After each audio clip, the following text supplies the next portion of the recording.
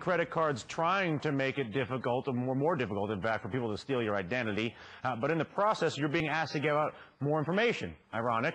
More online retailers, I should say, are now asking for those 3 digits on the back of your card. How safe are we when using our credit cards? Robert Siciliano of the IDTheftSecurity.com group joins us. Robert, what is it with those 3 digits?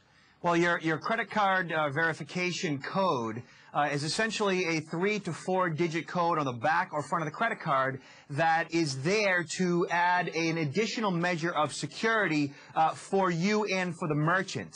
And usually at the point of purchase, it's when that 3 or 4 digit number is recorded, and in fact the charge is made to the card. I guess the thought that occurs to me, though, is if I'm making the purchase, and so I'm turning over my credit card number at the time of the purchase, whether it's online or in the store. Right. I'm also turning over those additional 3 digits. I don't understand how that's any I don't see how that secures me. Once I'm turning it all over at the same time, so it's just an extra 3 numbers on my number. Right. It's an additional. Where's the security? Right. It's an additional layer of security. Where?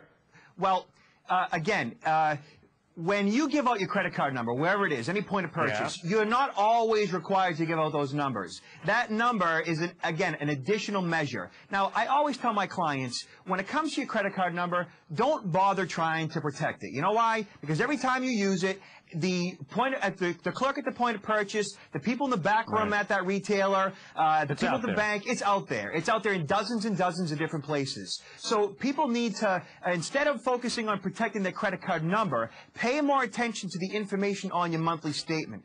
Reconcile your credit card statement every single month and refute any unauthorized charges. Do that within a 60-day period of time, and you're going to be fine. Otherwise, if you don't do it within 60 days, you're going to be held responsible for those unauthorized charges. Got it, Robert. A pleasure. Thanks for the time. My pleasure.